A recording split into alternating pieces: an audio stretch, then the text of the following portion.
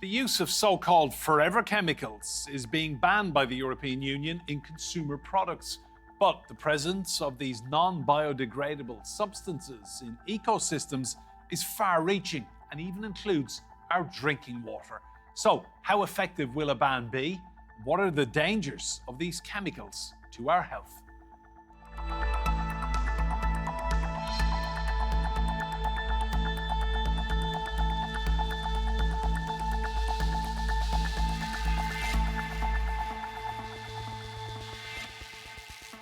Hello and welcome to Roundtable. I'm Enda Brady. Now, they help make products more resistant to water and heat, and they're found in many, many household items. But PFAS, forever chemicals, don't break down naturally and have negative health impacts, including an increased risk of some cancers. So, how worried should we be about these chemicals? PFAS, forever chemicals, leaking from an industrial site into the River Wyre in England. It's toxic and it never breaks down. Now the European Union has decided it's time to act, with a ban on the horizon. PFAS compounds can also be found in everyday items, such as kitchen pans, cleaning liquids, toilet paper and mobile phones. Per and polyfluoroalkyl substances comprise 16,000 compounds, with researchers discovering these chemicals in our water and soil. Unfortunately, we've had almost 80 years of these chemicals being released into the environment. We've got now an overwhelming body of evidence to show their harm to the environment and to humans and to wildlife. Denmark, Germany, Norway and Sweden backed a broad ban on PFAS almost 2 years ago. But the proposed EU ban in consumer products isn't likely until next year, as essential exemptions such as asthma inhalers and semiconductors are determined. Research linking PFAS exposure to health issues is raising the legal risks for producers. In the United States, billions of dollars have already been paid out by chemical companies DuPont and 3M over water contamination. Could companies in Europe soon face litigation on a similar scale? Or will the EU's ban clean up our environment before it's too late? Well, let's meet our guests in Cincinnati, Ohio. We have the environmental lawyer and the subject behind the 2019 film Dark Waters, Robert Bilott. In Stockholm, Sweden, we have Ian Cousins. He's a professor of environmental chemistry. That's at Stockholm University. And I'm delighted to say here with me in the studio, we have Leana, Hosea. She is an environmental journalist at Watershed Investigations. And Oksana, Pyzik. She is associate professor at the School of Pharmacy at the University College London. You're all very welcome to Roundtable. Rob, I'll come to you. I've watched the film Dark Waters. Extraordinary work on your behalf. You've done so much to educate the world about these dangers. Just talk us through the Damascene conversion, if you like, that you had. Well, first of all, thanks so much for having me.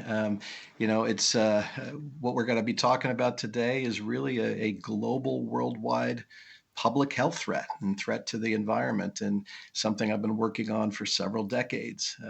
Starting my legal career out in 1990, jumped into litigation in 1998 for a farmer in West Virginia who was trying to figure out what was making his cows sick. And that led us to discover this entire family of chemicals we now call PFAS, or forever chemicals, used in all kinds of products like Teflon and nonstick materials, clothing, carpeting, firefighting foams, stuff that's out in an incredible array of products.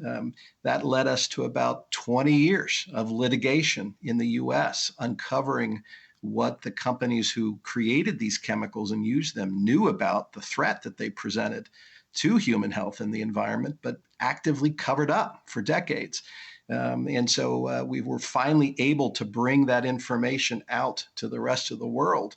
It took a long time. There was a lot of pushback and a lot of attempts to keep that undercover.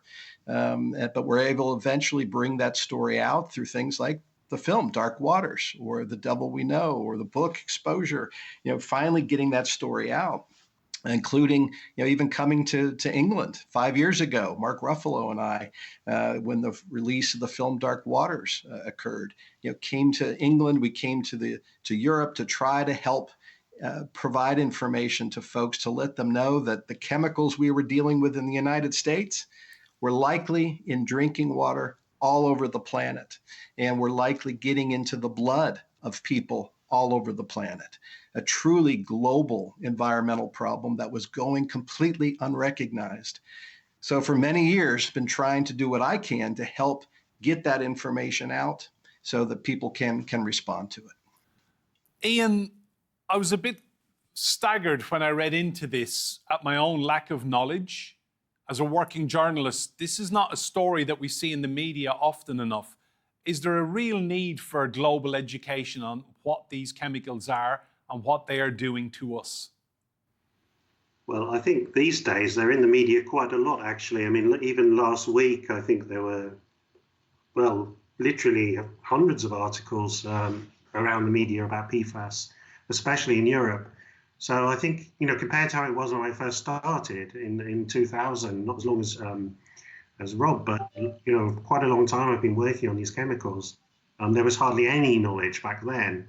And it was very frustrating as a researcher couldn't get funding, even though you knew it was a problem and we were detecting them already in the early 2000s in the environment.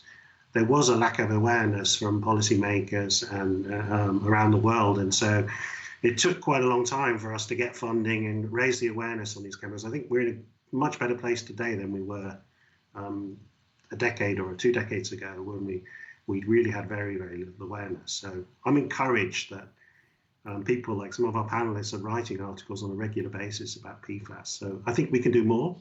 We can raise the awareness among the general public even more. And we see big differences between regions. So in some regions, especially areas where there's contamination with PFAS, we see obviously very strong awareness of the problem. Whereas in other regions, we see nearly zero awareness of the problem. Leana, just give us a run through of what these chemicals are doing to human bodies and uptick in cancer rates, for example. Just how damaging are they to us? These chemicals have been called the poison of the century. I mean, the last United States Environmental Protection Agency director said this is the most important, probably global pollution problem that there is. This chemical is really strong. It doesn't break down in the environment. A lot of them build up inside your body. And there's about 10,000 or more different types of them. And a couple of them, thanks to Rob Bilott and the case that he was involved in, kind of showed that at least 2 of these PFAS are incredibly toxic. They cause all sorts of different cancers, thyroid disease, lower your immune system, fertility problems, development problems. And the thing is that we're finding them absolutely everywhere. They're in the drinking water. Here in the UK, they're in drinking water sources, across the UK, Europe, even in Turkey as well, America, absolutely everywhere. It's in food and, because there are so many different sources of them. But there are also these hotspots as well, which probably need to be addressed. Oksana, that phrase Leana just used, the poison of the century. I mean, this stuff is going to be around for not centuries, millennia. And it's virtually in every single person on Earth. And many people don't know about it. Yes, there is increasing media coverage on it, but it's not listed as one of the top global health threats by the World Health Organization. Most healthcare professionals on the ground are also not aware of it as well. And it's in everything from microwave popcorn, takeaway food. How do you even avoid all of these things? What we need in response is not for the individual to take action, but systemic action. And for anyone watching, if you've not seen the film Dark Waters, I did not know Rob's story before coming onto the panel today, and it has been hugely inspirational and explains a lot about the corporate cover-up. It reminds me a lot, actually, I think there are parallels with the tobacco industry, how we used to think that smoking was safe, and it was very aggressively marketed towards people long after the evidence emerged that it was linked to lung cancer. And now when we're looking at cancer rates around the world with 1 and 2, these are obvious places that we need to start, and we should be able to trust our drinking water. Rob, to you, all your years of fighting on this, just give me your kind of impression of the corporate backlash you faced and how difficult it was to get anywhere. Well, it was incredibly intense backlash. In fact, it was decades of effort very coordinated effort to try to keep this information from making its way out to the public, to the scientific community, to lawmakers and regulators about the real threat that these chemicals presented. And now that information has finally made its way out, and as you heard, we're talking about chemicals that are being found in the drinking water all over the planet, regardless of where these chemicals were made, because these materials move not only through products that are sold globally, but they get up into the air, they fall in the rain, they move through the water, through the soil, through animals. The stuff is virtually everywhere. And now that science has finally made its way out, what you're seeing is even in the United States, where this was aggressively fought for decades, you have the top environmental protection agency now saying that the goal for how much of these chemicals, the ones we've been talking, that we know the most about, the ones that have 8 carbons attached to fluorine, PFOA, PFOS, the goal in our water should be 0. And it concerns me as I see other countries that are now looking at this and starting the process to begin regulating are allowing much higher levels than that in the water.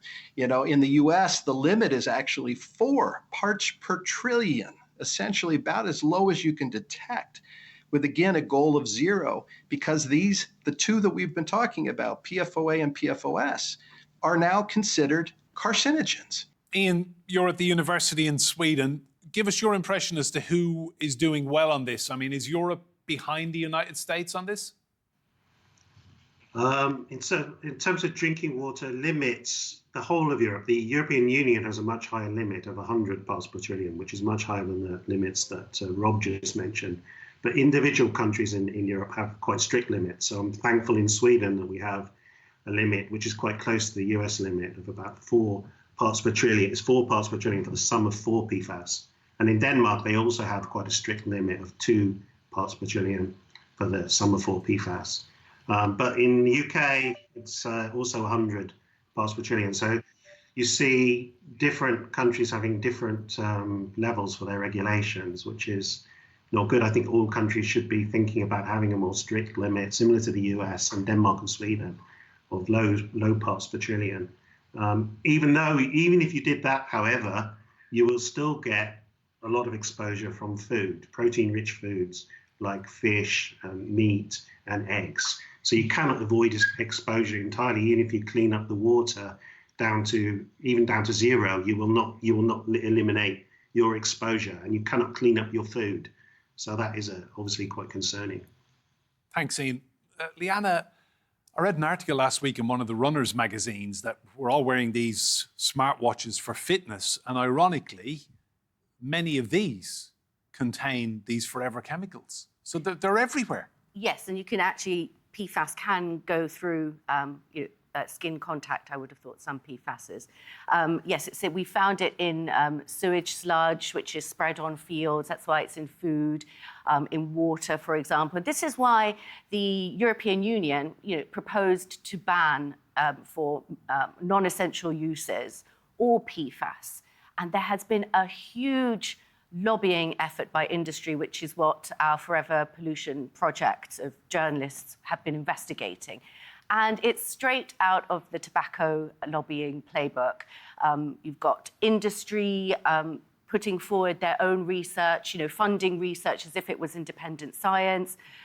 You have them saying there's no other alternatives, when increasingly we are finding alternatives. For example, firefighting foam is a very important source of PFAS, but there are now non-PFAS firefighting foams, and even Heathrow Airport is using that. But the problem is that in the UK, of course, we're not following this kind of legislative ban. And also, we continue to pour these emissions out. I visited a PFAS plant in the northwest of the UK in Lancashire and saw, I tested the discharge from it pouring straight into what is meant to be a protected river, the River Wye, and found really high levels of the banned proven carcinogen PFOA that Rob mentioned there, but also 700 other types of PFAS pouring out. And now, thanks to our research, there is now, for the first time, this UK multi-agency government investigation, and they found it in the surrounding area in the land that is above kind of safe levels for growing your own vegetables. Oksana, are you in any way shocked by this?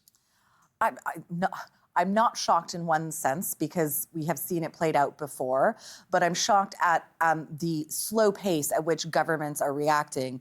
It's very rare that you can say that the US is more regulated than the UK or the EU.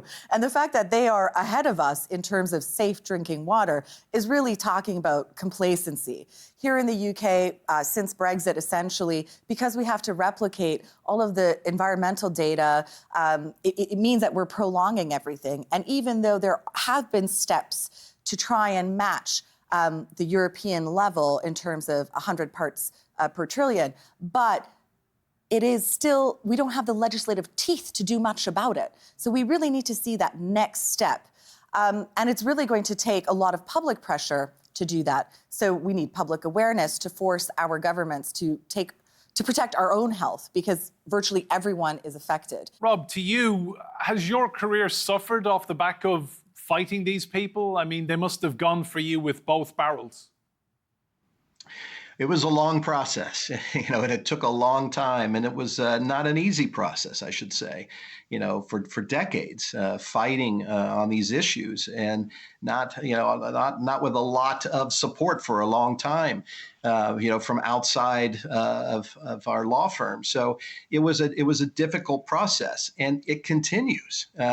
We are still fighting these issues in the U.S., even as the new laws and regulations start to come out.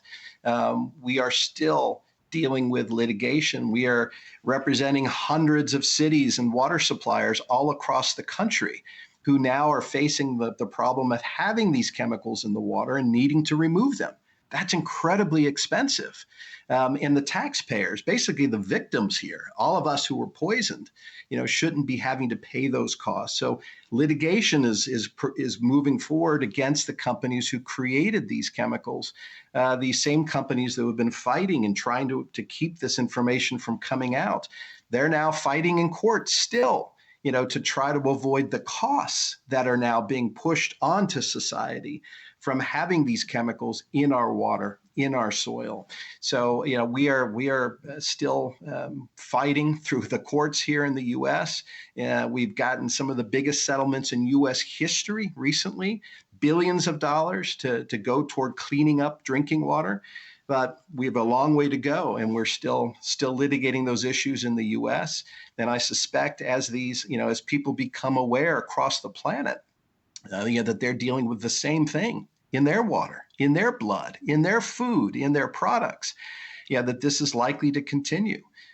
So these are potentially huge threats to the companies that are making these chemicals. So there's a lot of incentive to keep fighting this for a long time. So we've got a real balance here between economic impact and what do we do to protect the public health in the meantime. Ian, just on that point, what advice would you give viewers who are now curious about how they can get PFAS forever chemicals out of their house, out of their lives? I mean, what kind of changes can we be making? Well, you can introduce your own water filter. Some people in contaminated areas are always very curious about this. How can I clean up my own water? There are commercially available water filters you can put onto your water inlet. Especially if you live in one of these contaminated areas. I mean, you shouldn't have to do it. I mean, the mains water you get from your drinking water company or authority should already be cleaned up, but it's not always the case. Leana, what advice would you give anyone who's trying to rid their home of PFAS chemicals? Well, like Ian was saying, I don't think it's really up to individuals to be doing this. I think what has to be done is, look at the cleanup overall. And this is why we kind of did an estimate of if we stopped our emissions now, in Europe and across in the UK, if we stop producing PFAS now, decontamination is going to cost £4 billion annually for the next 20 years. I mean, there's a plant, for example, in Antwerp where they found contaminated soil and they're kind of washing hundreds of tons of soil. So the more that we continue to emit, if the more the costs are going to increase, because this chemical doesn't go away. it just builds and builds. And we estimated that if we don't do anything, we don't put any controls on, the costs are going to spiral to, say, £1.6 trillion across UK and Europe over the next 20 years. Oksana, is there any appetite at government level in the UK or any of our neighbours in Europe to deal with this? Well, interestingly, Scotland follows the EU guidelines. So it's really England and Wales who are not protected in the same amount. If we think about River Thames, the Royal Society of Chemistry did an analysis to show that even across the UK, 2/3 of rivers are in the medium to high risk of PFAS levels, and that there's Teddington as an area is 11 times above the EU safe limit. So, and again, that is quite a lot higher than what it is in the US. So I think the more pressure we put on this particular government, we've already seen some small steps being made. That's encouraging, but I think a lot more campaigning needs to happen, a lot more pressure in terms of saying, why is it safer in another country than it is here where I live in the water I drink? This is a basic public health need. So it comes down to ensuring that our government delivers on these. And comparing it to international standards, I think is a good start. Rob, I'm curious, what reaction have you had? It's 6 years now since that movie came out. Mark Ruffalo produced the film and he played you. It's brilliant and it's educational and it's dramatic. What impact has it had on your life? I mean, you must get asked to speak, I guess, at a lot of conferences, and I'm guessing you get a lot of public recognition. Well, I think the film has had an incredible impact, frankly, worldwide. It's really helped to bring the reality of this story out to real people, to understand that this stuff is impacting real families, real communities all over the planet. And they did an incredible job, I think, in that film of not only showing what was going on with how this was covered up, but also what communities can do about it by standing up and speaking out and making sure, that this information's out there. And it's led to incredible change. We are seeing the laws begin to change. We are seeing regulators begin to take action. We're seeing companies, even before those laws change, now stepping forward and committing to phasing these chemicals out or switching to different types of chemicals in their products. So I think that the film has had a tremendous impact in helping bring awareness all over the planet. And that awareness, I think, is leading toward people demanding that we stop using these materials, move to safer alternatives, and importantly, begin doing what's necessary to protect people from continuing exposure to this stuff. Leana, just final point to you. I mean, it's remarkable what Rob has achieved and that film that suddenly it's out there, the world is watching it, and people are getting educated about what they're having in their system that they didn't choose to have. Right, and you'd wonder if it wasn't for Rob's work, whether we would actually know about it even now. And according to the UK government, they are sort of taking action, but they've had a lot of criticism for this just being slow and weak. But it's a mixed bag, really, because if you look at France, they've also, taken quite large strides. They're looking to ban PFAS manufacturing in commodities, over in the next year or so. Oksana, it really, really irritates me when I hear people telling me that they've been to see a river, they've been to see a chemical company, and they've seen the discharge that's going directly into where children play, people swim, a waterway that feeds into where we get our water from. I mean, these companies have no shame. It's criminal. And if we think about children in particular, they are actually even more vulnerable because we've seen that the effect of PFAS on children is that they have a reduced antibody response, meaning things like vaccines become less effective and they're not able to protect them from a wide host of infectious diseases. So we're putting our young at risk. We know pregnant women also. These PFAS can be then transmitted through breast milk. But I think the problem is that it's not criminal. Because there aren't the laws to stop that. They're not regulated and they're allowed to do that. And that's where the change needs to happen. And I think sometimes we do feel powerless as individuals. But, remember, we elect and vote for our leaders and parties. And so we should be pressuring all of our MPs to say, take this seriously, or we'll take our vote elsewhere. So I think in addition to the fantastic organization that I know Leana is helping to promote, raise awareness, but holding governments to account, all media, other organizations, and as well as individuals raising this with their MPs to get it heard. So really, we just need to keep talking about this, yeah? And make it criminal. And we need to legislate because these companies are so far down the road. We're just catching up the whole time. Yes, I mean, the UK is very far behind. I mean, they're only looking at firefighting foams. Even the main manufacturer of the firefighting foams, 3M, are kind of acting faster and have been acting faster than that. They're going to stop kind of producing PFAS firefighting foams. But I think as individual communities around these kind of hotspot places like RAF bases or PFAS plants like AGC, I think as they become aware that it's in their water and, it's impacting them, and Jersey as well, then I think, hopefully it's going to get more on the public radar. Oksana, Leana, Ian and Rob, thank you all so much for your insight on this one. Remember, you can see more discussion and debate on our YouTube channel. Search for Roundtable, TRT World. But for now, from me, Enda Brady, and all of the team here, goodbye. Thank you for watching.